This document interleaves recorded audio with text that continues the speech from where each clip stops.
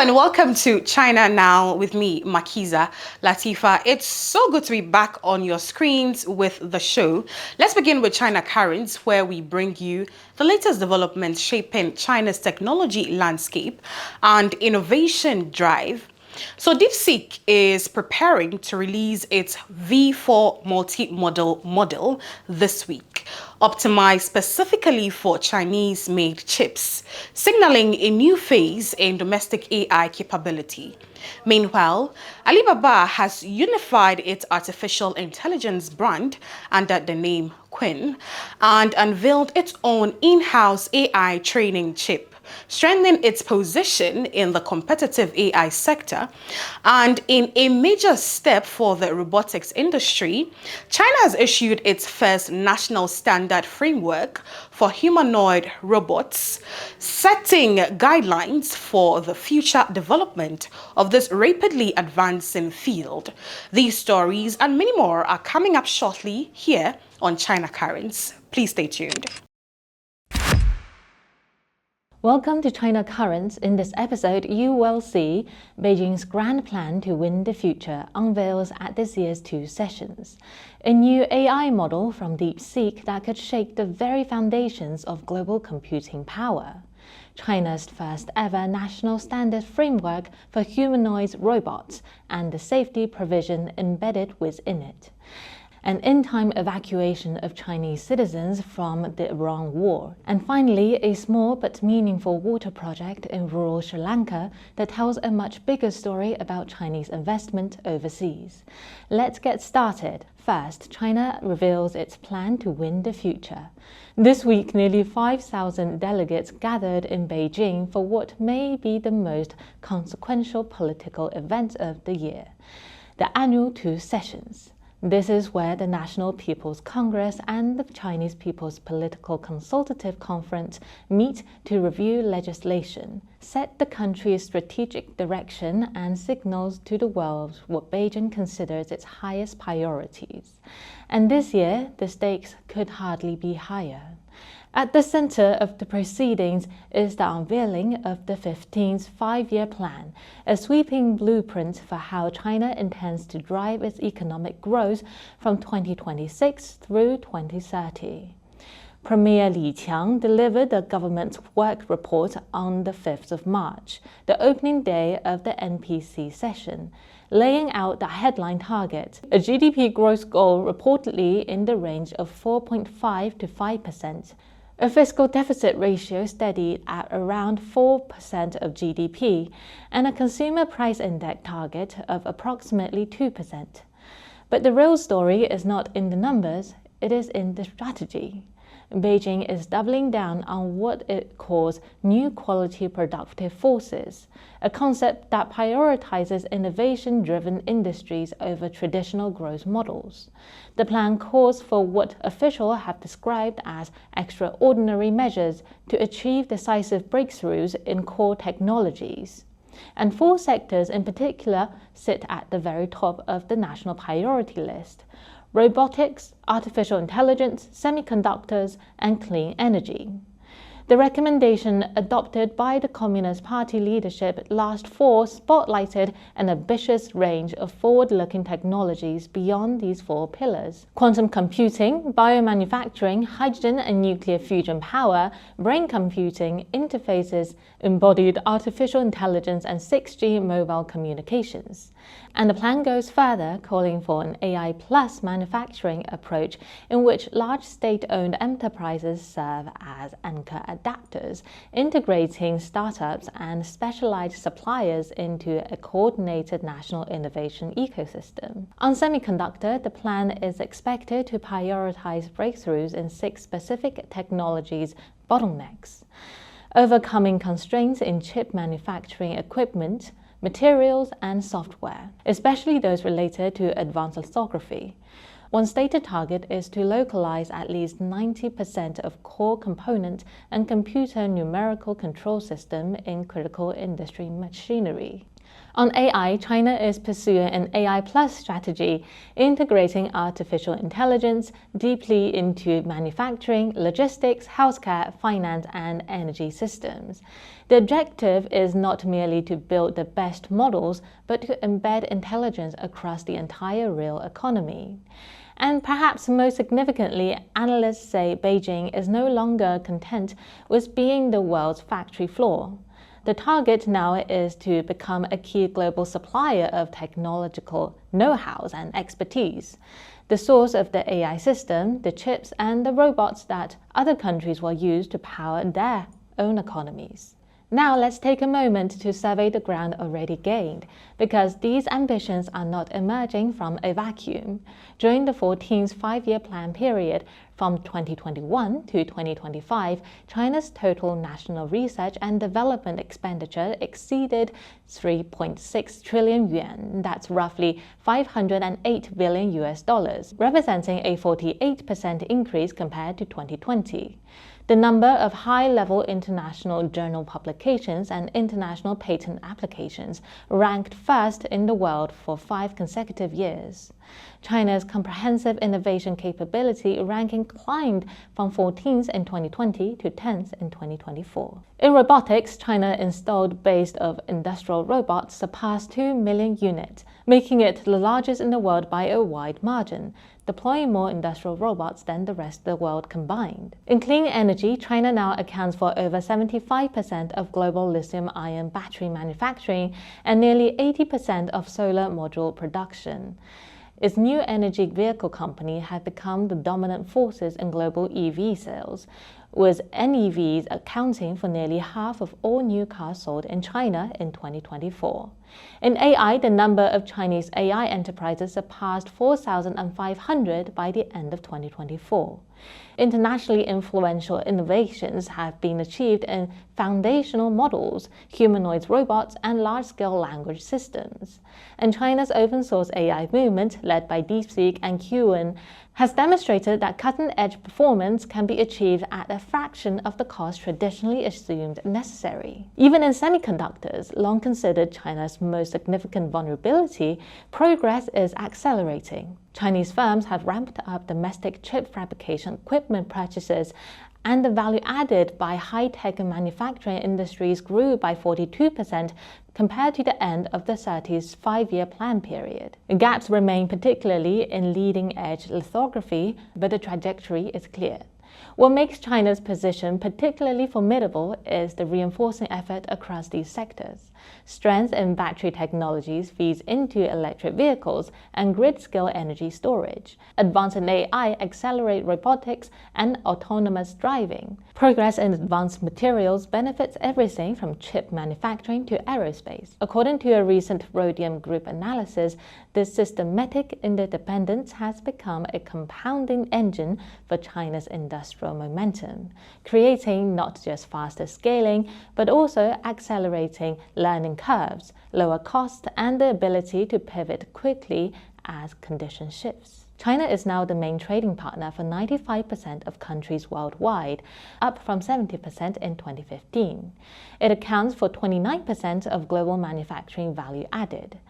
And the innovation hubs in cities like Beijing, Shanghai, Shenzhen, and Hangzhou are vividly illustrating how technological strength is reshaping regional and national economic structures in real time. In short, it is a country that is not just planning for the future, but it is building it, sector by sector, standard by standard, chip by chip. Staying with the technology theme, let's turn to a story that has the global AI community watching with a mixture of anticipation and unease. DeepSeek, the Hangzhou-based lab that shook the tech world with its R1 reasoning model in January of last year, triggering a roughly $1 trillion sell-off in US tech stocks and withdrawing companies to the Soviet Union Sputnik launch, it is on the verge of releasing its most ambitious model yet. V4 will be the company's first major release since R1, after a year of incremental updates that allowed Chinese competitors like Alibaba to capture some of its surging demand for low-cost, open-source AI models. DeepSeek V4 is expected to be a trillion-parameter multimodal system capable of navigating generating text, images, and videos within a single unified architecture. According to reports by the Financial Times, Reuters, and Information, V4 is not simply a language model with vision capabilities bolted on as an afterthought. It is natively multimodal, trained from the ground up on text, image, video, and audio data simultaneously. It is a fundamental architectural departure from DeepSeek's previous approach, where multimodal capabilities were handled by separate specialized models. The model reportedly supports a 1 million token content window, a massive leap from previous versions, powered by a new system called Engram Conditional Memory. This would allow it to precede entire code base, lengthy research archives, or comprehensive legal documents set in a single session. Internal testing suggests V4 could rival or even outperform leading models from American competitors on long content coding and software engineering tasks. But here is where the story gets truly significant for the geopolitics of technology. Two sources told the Financial Times that DeepSeek had optimized V4 specifically for chips made by Huawei. Reports indicated that DeepSeek deliberately withheld pre-release access to V4 from both NVIDIA and AMD, a sharp departure from industry norms and a clear signal that this model was designed from the ground up to run on Chinese-made silicon, not American GPUs. For years, the prevailing assumption in the global technology industry has been that cutting-edge AI requires cutting-edge NVIDIA hardware. US control on advanced chips were designed precisely to slow China's AI development by restricting access to those processors. DeepSeek's V4 appears to be a direct challenge to that assumption.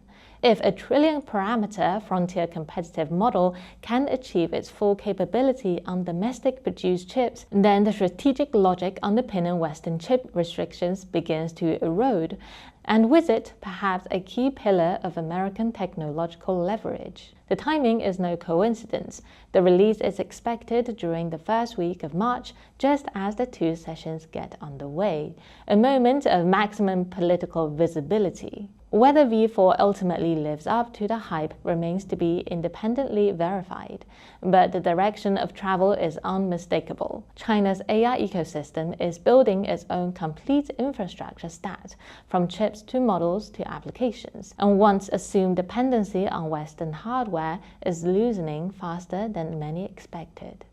The next, from AI models, let's turn to physical embodiment of artificial intelligence. On the 28th of February, at the annual meeting of humanoid robots and embodied intelligence standardization in Beijing, China unveiled its first ever national standard framework for humanoid robots and embodied AI. This is a landmark document. It was developed collaboratively by more than 120 research institutions, enterprises, and industry users, under the coordination of the Ministry of Industry and Information Technology's Technical Committee. It covers the full industrial chain and life cycle of humanoid robotics, and it has been described as the country's first top-level design for this rapidly emerging sector. The framework is structured around 6 core pillars: foundational and common standards, brain-inspired computing and intelligence processing, hardware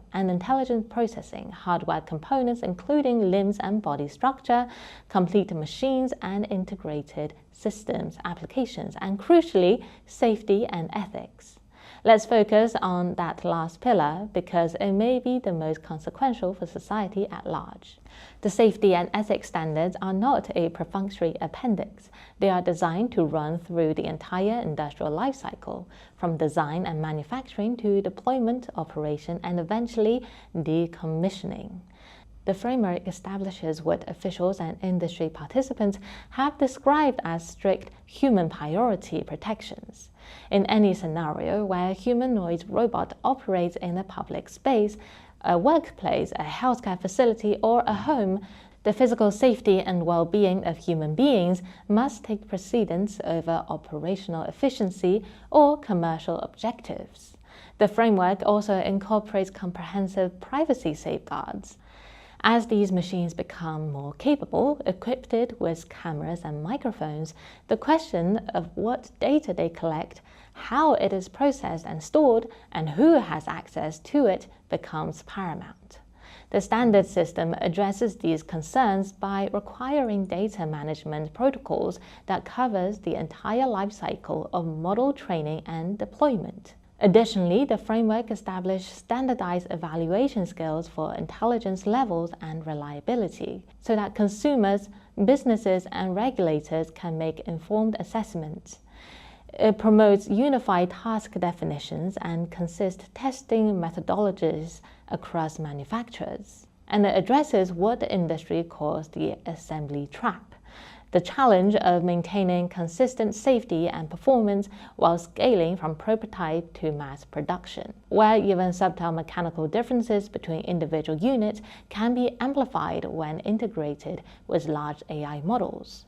The context here is remarkable.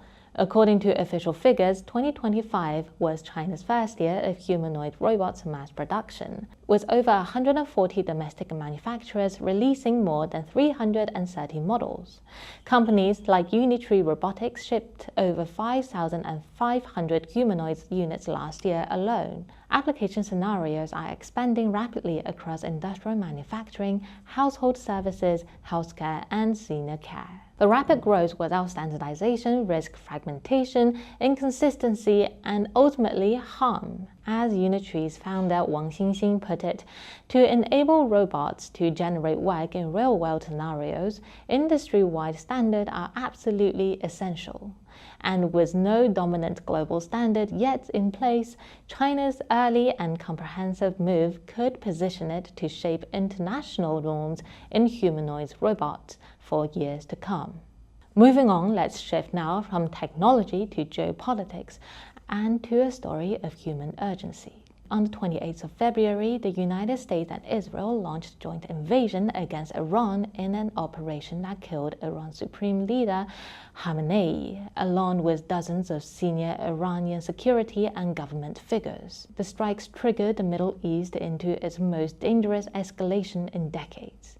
For thousands of Chinese citizens living and working in Iran, many in industries like photovoltaics, constructions, and trade, the crisis was immediate and personal. Since the security situation deteriorated, the Chinese Ministry of Foreign Affairs and Chinese diplomatic missions in Iran have issued multiple alerts, working through various channels to call on Chinese citizens to evacuate as soon as possible. As of the 2nd of March, over 3,000 Chinese citizens have been evacuated. By the 4th of March, an additional 470 had been brought out safely. With the operation still ongoing, the evacuations have been carried out in multiple batches, with Chinese embassies and consulates working around the clock. A work group from Chinese diplomatic sessions in neighboring countries have been deployed to border crossing to receive and assist evacuees. The embassy identified 5 overland evacuation routes. Detailed guidance was provided on visa requirements for each route. Tragically, at least one Chinese citizen was killed in the conflict in Tehran. The Foreign Ministry expressed mourning and directed the embassy to provide full assistance to the victim's family. Beijing's diplomatic response has been unequivocal. On the 1st of March, a spokesperson for the Chinese Foreign Ministry stated that the attack and killing of Iran's supreme leader constitutes a grave violation of Iran's sovereignty and security. It tramples on the purpose and principle of the United Nations Charter and the basic norms governing international relations.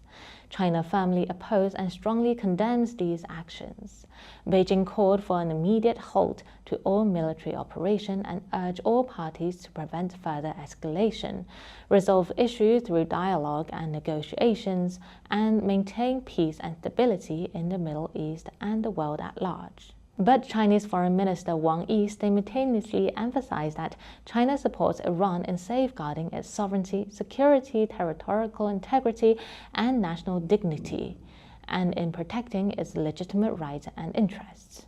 China values the legitimate concerns of Gulf countries and supports them in maintaining their own sovereignty and major security. Powerful countries cannot arbitrarily attack others based on military superiority, and the world cannot regress to the law of the jungle.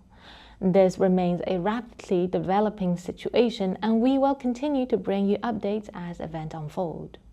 Finally, a story that is smaller in scale but no less significant in what it represents. In Sri Lanka's north-central province in the Habarana administrative district, a newly completed drinking water supply system has quietly begun operations, bringing clean, stable water to approximately 250 rural households and over 1,000 residents in the communities. The system was built and donated by the Sri Lanka's branch of China's State Construction Engineering Corporation. It was launched in January of this year and carried out in partnership with Sri Lanka's Mahaweli Authority and the National Water Supply and Drainage Board. This need was real and pressing. Before this project, these rural communities relied primarily on aging wells with inadequate pumping capability and unreliable electrical system that frequently failed. During the dry season, water supply was regularly interrupted, and some residents had no choice but to draw from untreated water sources, a direct and persistent risk to public health, particularly for children and elderly. The project manager described the scope of the work. Existing wells are renovated and treated to prevent contamination. A new 20,000-litre water storage facility was constructed. Approximately 3.6 kilometers of pipeline were laid, connecting water directly to each household and installing individual water meters for every family. 400 meters of three-phase electrical lines were installed, along with 2 high-pressure water pumps to guarantee consistent supply.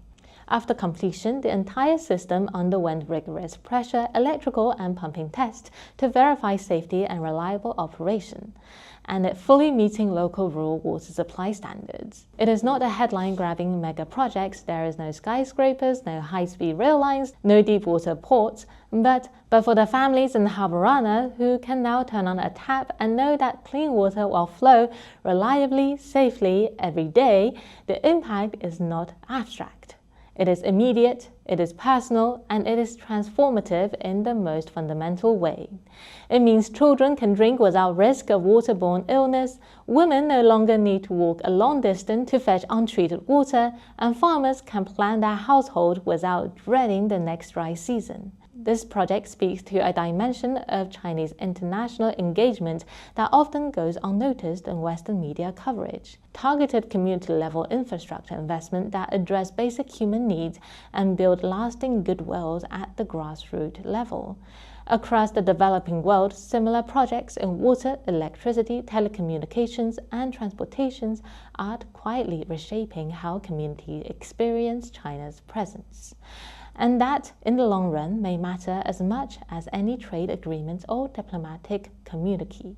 That is all for today's China Current. Thank you for watching, and I'll see you in the next episode. And now we turn to a special lecture from the Fudan University Summer School of the Shanghai Institute of International Relations and Public Affairs. So in this session titled, "This is Western Imperialism's Secret Weapon," Vijay Prashad offers a thought-provoking analysis of the historical and political mechanisms that he argues have shaped global power structures, drawing from history, economics, and international relations. He examines how influence is exercised beyond military force and what this means for developing nations today. Conquest doesn't give you a personality. It gives you humiliation. You know what Temur was talking.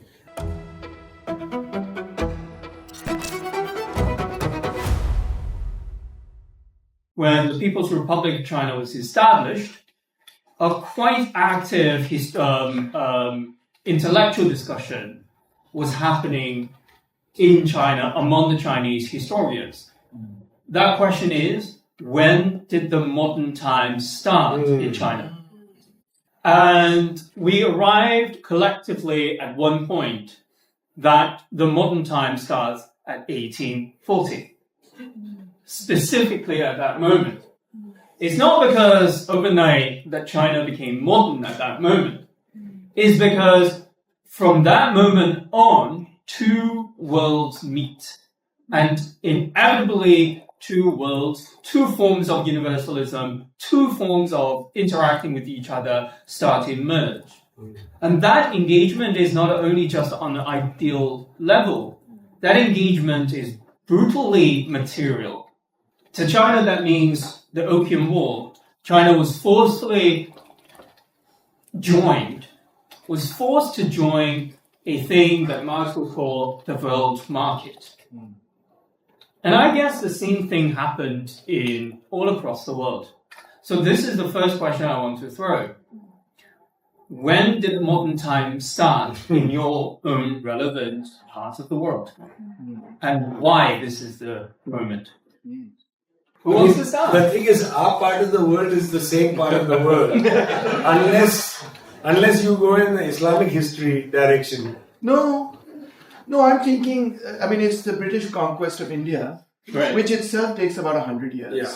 From, as Vijay said in his lecture, from the Battle of Plassey, 1757, all the way till the 1860s when Punjab, where I come from, and where Vijay also comes from, at least part of his family. We come from the same area. So it's in the 1860s that Punjab is conquered. And then the social re-engineering of the landed structure with the Permanent Settlement Act of 1793 in Bengal and the Riotwari Act, etc. And then finally permanent settlement in Punjab and Sindh in the late 1860s. So I guess for us, India is conquered over 100-year period. And in fact, India pays for its own, sadly, colonial conquest. We conquer ourselves, sadly. But yeah, so it's that 100-year period in which this transformation is occurring.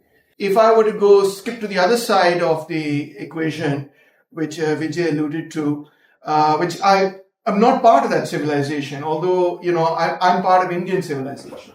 But, we are influenced by that civilization, certainly. So then that would be basically I would say the Tanzimat reforms in the mid-19th century in Turkey and Egypt begin that process. The tobacco revolt arguably, the tobacco concessions first in Iran, and then the tobacco revolt which leads to the Majlis and the Dasturi Inqilab in Iran in the early 20th century, that period. And then the Tunisian Reformation also, which begins in the mid-19th century, leading to Tahir Haddad and later Bourguiba, etc. That is roughly the period in which most of the Muslim world also, as I said in my lecture as well, mainly the 19th century, that the entire Muslim world, its landscape as far as education, the law, social structures, everything undergoes a really dramatic transformation. So it's roughly the same period as China. And I think the key thing to understand is that these transformations occurred in the context of Europe over a much longer, slower period of history. They took hundreds of years between the Renaissance to the Enlightenment, to the French Revolution, and so on. And they occur in the colonial world or the world conquered by imperialism in the blink of an eye. They're accelerated by imperialism. And secondly, they occur in a way which does not benefit those societies, but causes this drain and negative development, the destruction of cultures, the humiliations of all these civilizations and so on. So it's what I've referred to in my book as the colonial path to capitalist development, which is quite distinct from the democratic path, which was, I would say, France was the epitome of that, or the Juncker's path, where, you had Germany, which was the epitome. This is the third path of development. And this is the worst path of development. It's the fastest, but it's also the most destructive. And it leads us with a legacy of underdevelopment that we are still trying to address, and I'm happy to say China has addressed and overcome. Well, I think I personally resonate quite strongly with Taimur's earlier argument to say that, of course, Pakistan recognizes itself as part of or you recognize yourself as part of the Punjab culture, but also at the same time you recognize yourself as part of the Muslim world. that mental connection, that ideological connection is, of course, supported by a material foundation. But at the same time, it seems like it gives us more. And then it also gives us the meaning for theoretical struggle. Because through discussion, active live discussions, theoretical struggle, debates, we would be able to generate a much more organic description of who we are. And not only that, but also what the hell we want for the future. Well, firstly, I'm actually a little surprised that the historians settled on the 1840 period. Yeah. Because that, in a way, defines us by our conquest. And it's odd that the modern world should begin with conquest. So, most colonialism was indirect. Even half of India was indirectly ruled. Yes. Yeah, the largest parts of Punjab, in fact, were ruled by these fake princely states. Fake because Created by the British. Made up. Some of them were made up by the British. In Bengal, they were all fake. Many of them Punjabi. They were called freebooters. We call them bootlickers. It's the boot one way or the other. In a way, what's interesting about what makes a place modern, or when does its modernity start? That's a really interesting question. Because it depends on modern for what. So, if you agree that in most of the semi-colonized, colonized countries, there was no, and I exactly 100% agree, there was no development of a bourgeoisie. See, all countries in Asia have an unbroken link to the past. Even in South Asia, there's an unbroken link. We have texts from Akbar, and we can go back further to, the earliest texts are the Rig Veda and some other, pre-Buddhist kind of atheistic texts. There are really old traditions. But a tradition is not a bourgeoisie. A bourgeoisie has to have a certain confidence, a certain historical mission. It has to have control over resources. It has to have its own museums and its own, understanding of a kind of dynamic culture. But arguably, this is a very 19th century, Yes. on the rise bourgeoisie. Absolutely. Because that is, in fact, what a bourgeoisie does. But what happens in a semi-colony or colony is that, firstly, in none of, and I recognize the conventionality of what I'm saying, but in many of these countries, the old aristocrats were never really even set aside. Yes. In England, they were set aside. Yes. They were not removed, but they were pushed away from the parliament. Yeah, they were pushed away, and the culture of British 19th century is different from an aristocratic culture. They didn't impose fox hunting on the population, and so on. They created a new bourgeois culture, cricket and football and things like that as sports, certain kind of imperial music culture, the pops and whatever it may be. But in Asia, in none of the Asian countries was a bourgeoisie developed that was confident enough and rooted enough in modern industrial and agricultural technologies to make improvements in their world. See, it's not bourgeois culture is not just about having a gallery for your art. It's also about having a culture rooted in the modern experience. So these people did have related cultures, but they were often restorationists. Yeah, they were not vital. They didn't have a project to offer the people, which is why, if you ask me directly, when would you date modern India, let's say? I would probably start it in the 1920s. I would start it when the national movement becomes a mass movement.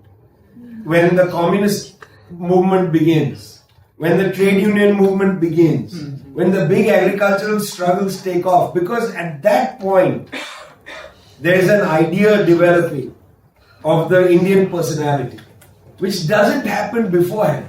Yeah. See, conquest doesn't give you a personality. It gives you humiliation. What Temur was talking. But in the space of 10-15 years, 1920 to 1935, a certain person appears. The person who writes a book called Discovery of India. Nehru's book, 1946.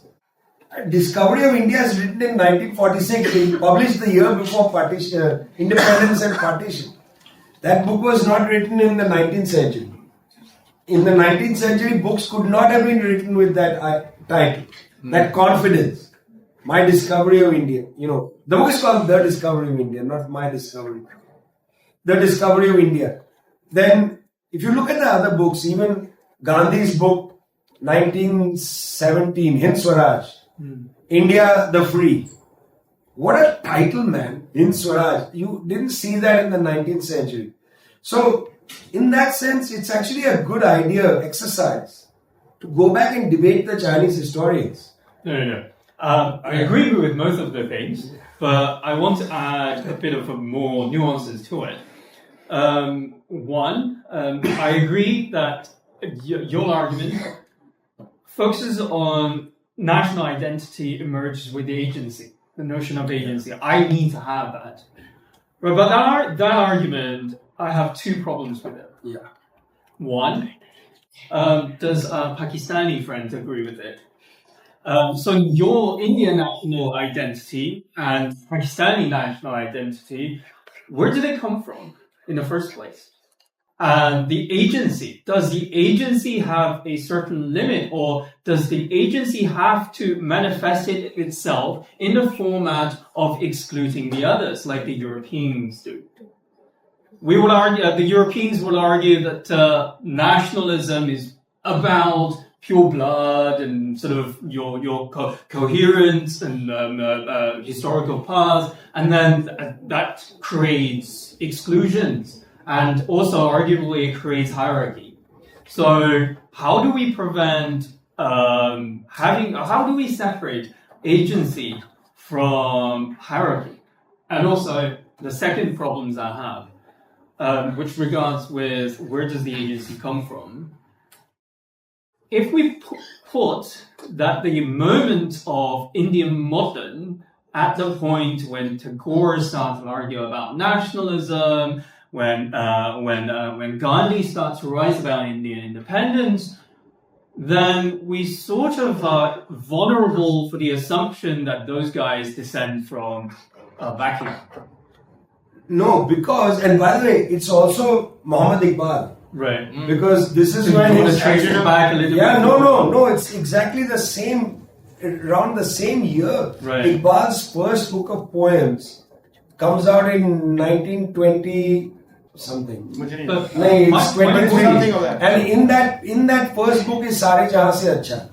So, in fact, one could make the argument, speaking on behalf of Pakistanis, one could make the argument that until the Lahore Resolution, 1940, the story isn't so complicated because it's a mass struggle against the invader. It becomes complicated the closer it gets to the ending. well, exactly, right? No, that's correct. But we're asking, is the modern... You see, the question is, there's two ways to be modern.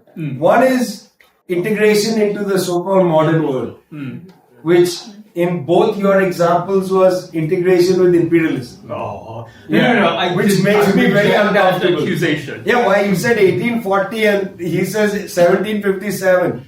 That made me uncomfortable. So I said, no, it's our own national identity. Right. Now, all national identities will be unstable. So, for instance, you can ask the question, when does the Indo-Chinese or Vietnamese modern begin? Does it begin with the formation of the Communist Party of Vietnam? Does it begin with the first revolts? You know, when does it begin? Should it be a revolt? Because isn't that, you know, too obvious? Like, there's a lot of stuff that happens before a revolt. There's a lot of ideas and things percolating, you know, a lot of developments that take place. I can say that general consensus in a lot of historiography in South Asia, at any rate, is that it turns to the mass struggles. When the masses enter history is when the modern begins. There is a now interesting turn by former left-wing historians who argue that the modern begins when middle-class culture starts getting established.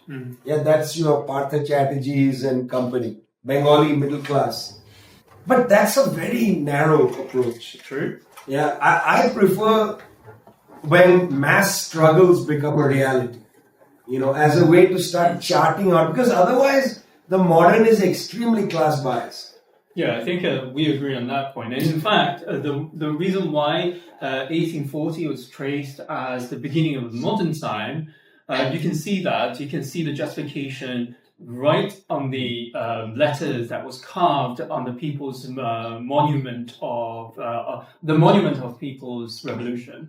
人民英雄纪念碑, the monument of people's heroes. Mao read those captions. He says, from this moment on, and trace it back to 3 years, which is 1945, we commemorate those people who sacrificed themselves for the war of liberation. And then from this moment on, we trace it back for 30 years. We commemorate those people who sacrificed themselves in the anti-Japanese. And then from this moment on, we trace it back all the way to 1840. We commemorate those people who sacrificed themselves in the long historical struggle that leads us to this moment. So in a way, it is a historical struggle. 1840 was the moment that was considered as the beginning point of a historical struggle. But what makes it different is that some of the struggles are not consciously or have that sort of a national consciousness. That struggle was reactionary. That struggle also pans out in many formats. It could be violent format of struggle, or it was a sort of unconscious way of reacting towards a quite oppressive, dominating imperialist forces and try desperately to find a place in this highly hierarchical, find an equal place in this highly hierarchical world order. And now we return to the Thinkers Forum, where leading voices share their perspectives on shifting global dynamics.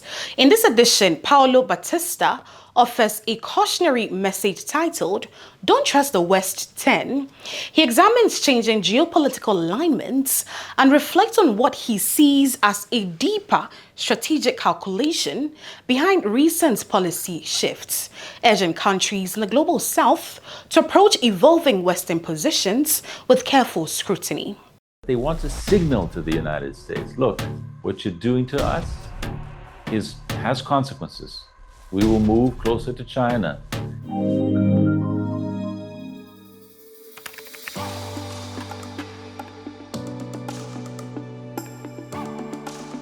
Davos is usually an opportunity for Western elites to gather and to express their views.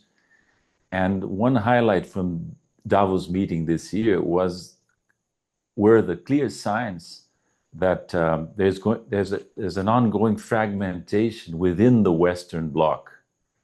This is due basically to the fact that the United States under Trump has taken the, to me, surprising route of attacking, of being hostile to its traditional allies, notably Europe on the one hand and Canada on the other. The Prime Minister of Canada, Mark Carney's speech was quite significant. I know him personally. He used to be the G20 delegate for Canada when I was a Brazilian delegate for G20. I think he's very articulate, very intelligent, he stands out, in my opinion, among Western leaders today. And what's the major point that Mark Carney made is that he cannot not trust the United States anymore. Europeans have been making the same point in other manners, and they're seeking strategic autonomy from the United States. The United States used to be thought as a reliable partner by Europeans, Canadians. It no longer is because of the way it is behaving. And I think the Davos gathering was yet another demonstration of the fragmentation that is going on within the Western Bloc. I think it's not only language, the differences that are arising within the Western alliance are real.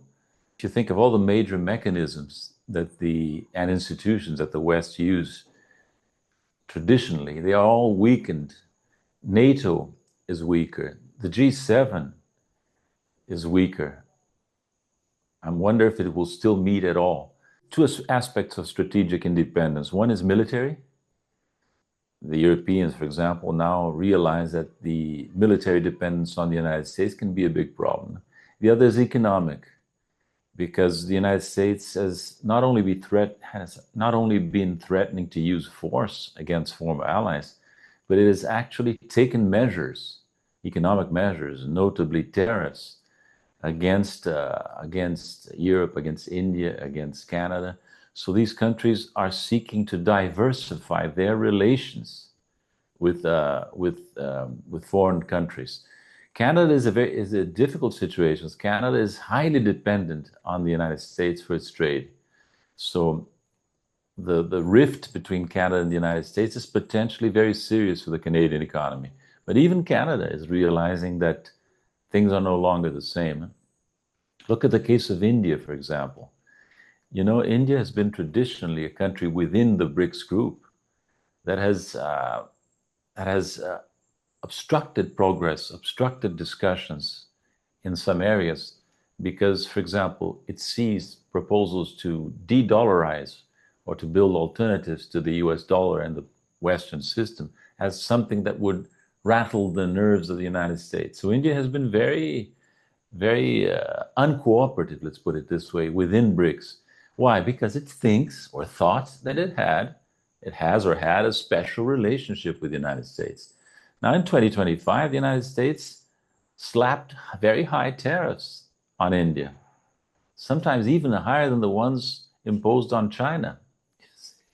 So now my question I ask is, how will India react to this? Does it still believe it has to behave strategically as enjoying a special relationship with the United States, or will it reassess its international geopolitical strategies? Why India attached so much importance to the United States? It thought it needed the counterpoint to the threat they see coming from China. That's why. It's a well-known fact. So will India now try to overcome its differences with China, come closer to the BRICS, come closer to Russia? You know, India, for example, is now the president, the chairman of the BRICS process in 2026. Let's see how this Indian presidency evolves. It will give us some information on how India may be reassessing its international relations in light of the behavior of the United States under the Trump administration. I think this is a real movement that reflects what I mentioned before, the rift between the US and traditional allies. But we, as Global South countries, should not overestimate this trend. Because let me tell you, from my own experience over time in the IMF and the G20, for many years, I can tell you, we cannot fully trust Canada, Germany, the UK to, side with us, or Australia, for instance.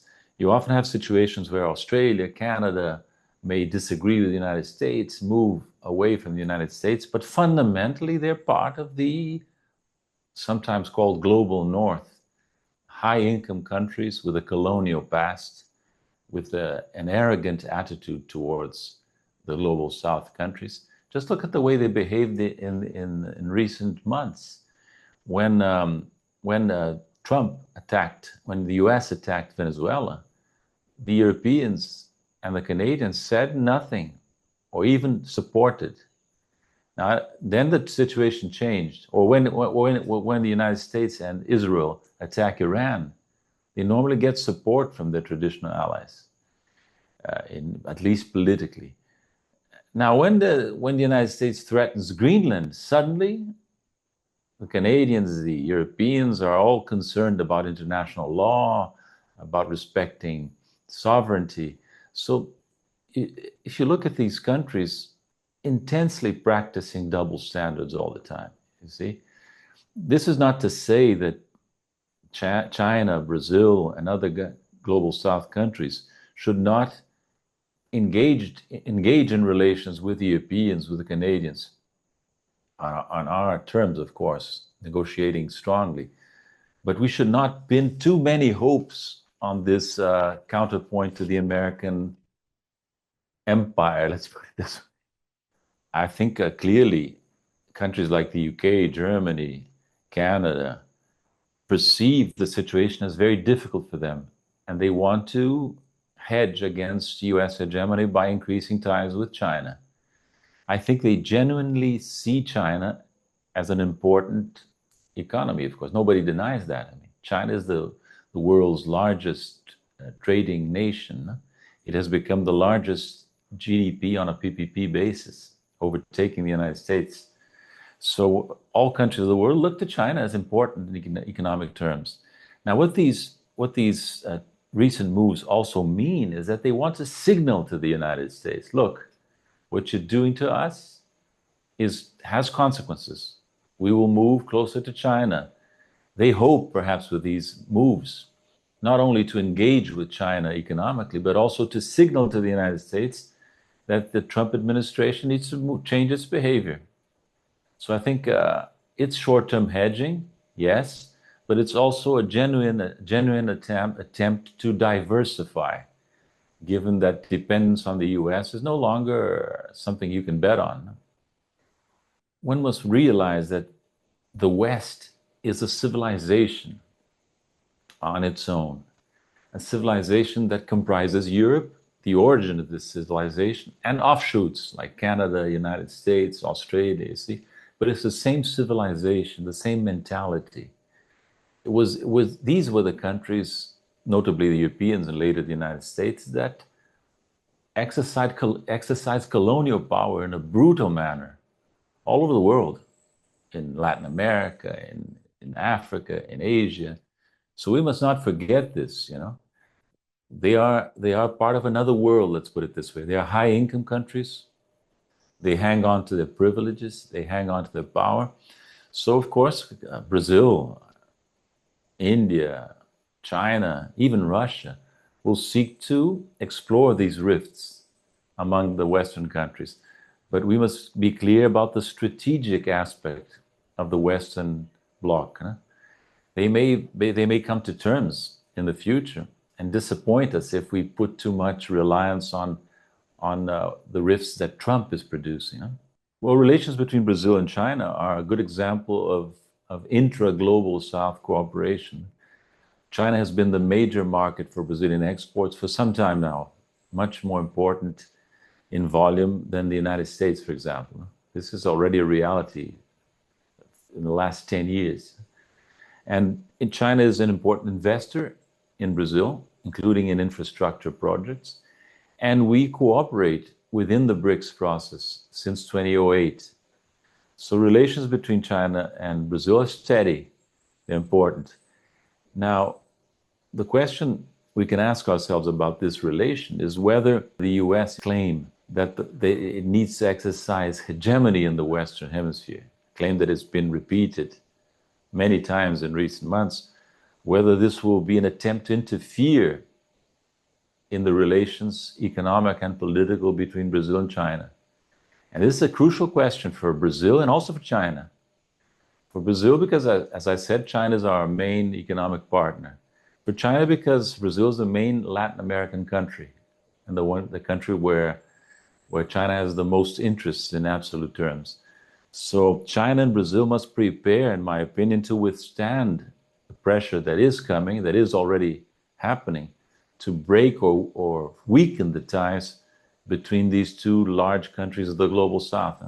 It's a challenge for us because the United States, you see, let me give you my interpretation of what's going on more broadly. The United States is losing ground in relative terms. It's not happy with this. It's not willing to give up its global hegemony or to see its global hegemony erode.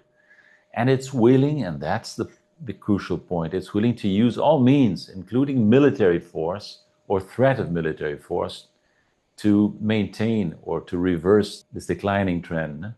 So it's become a very dangerous situation. And we saw what happened in Venezuela. I think this was a major wake-up call. We now have tensions over Iran.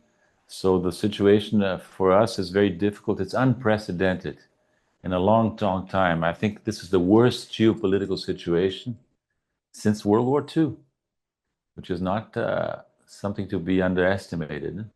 I think the constraints, external constraints have become tighter and will remain tighter over the next few years at least.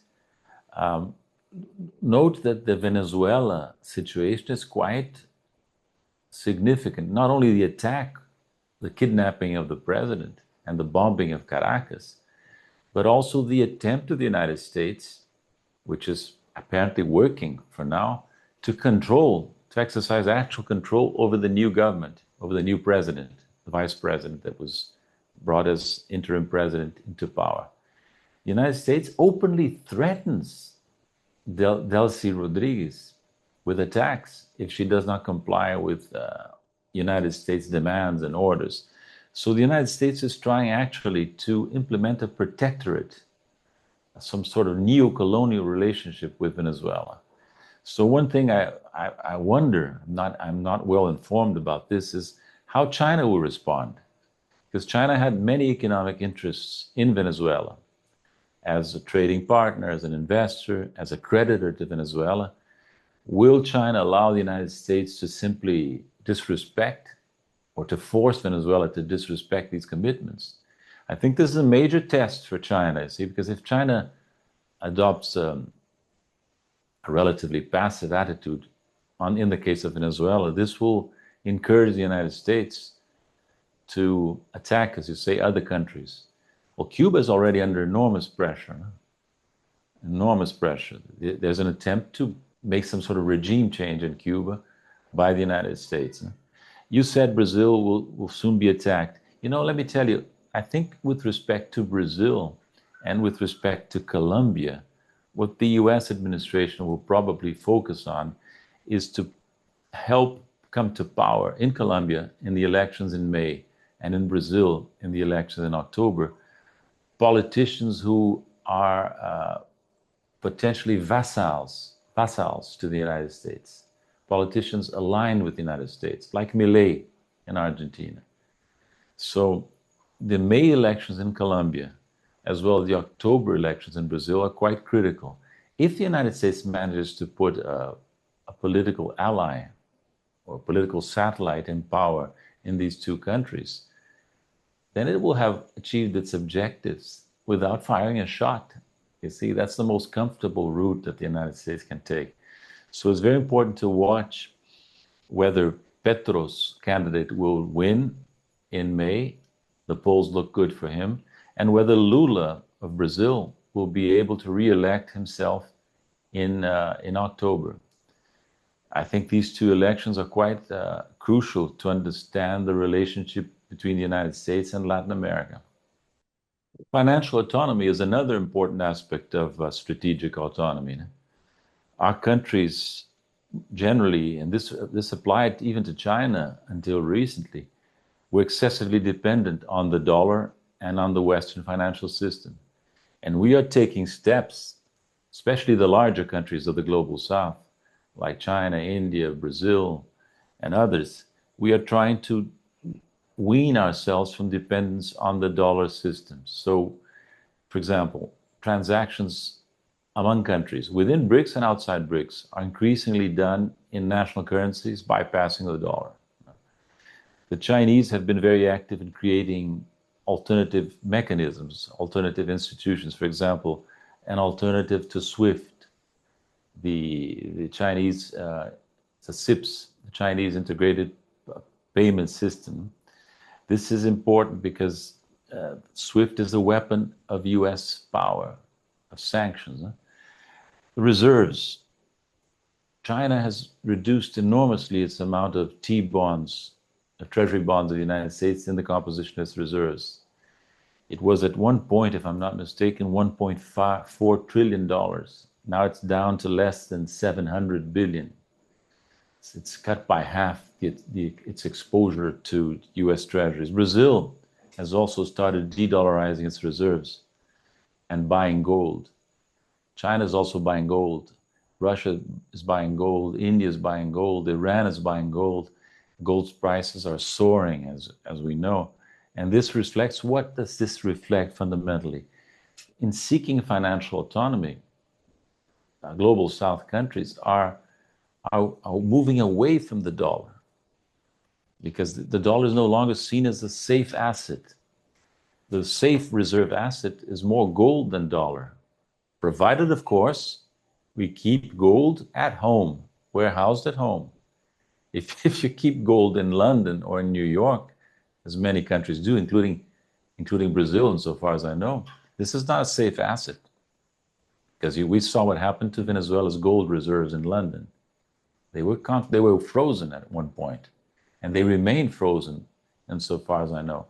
So safety means being very cautious about where you place your reserves. And in that respect, I think China is perhaps leading the way. The so-called rules-based order was sort of fake. This is a point made by Prime Minister Carney in his speech when he recognized that the so-called rules-based order was applied in an uneven manner depending on the country in question. But fake or not, what you have is a situation where the Western power, I mean the US specifically, the country that actually was leading the construction of so-called rules-based order since World War II, this country is destroying, actively destroying, aggressively destroying the rules that it established, that it led. Let me tell you, my impression from the outside, looking at China's behavior, at China's preferences, is that China always wanted to have a cooperation, peaceful cooperation with the United States and with the West more generally. It was an aspiration of the Chinese to continue its rise in a peaceful manner. The West did not allow that. The United States did not allow that.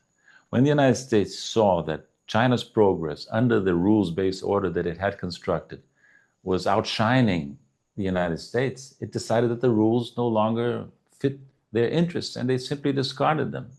So what we have seen is a degree of cynicism, of brute power that we were not used to see, because the United States and the West generally used to conceal its imperial power with layers of hypocrisy, with layers of discourse, of soft power.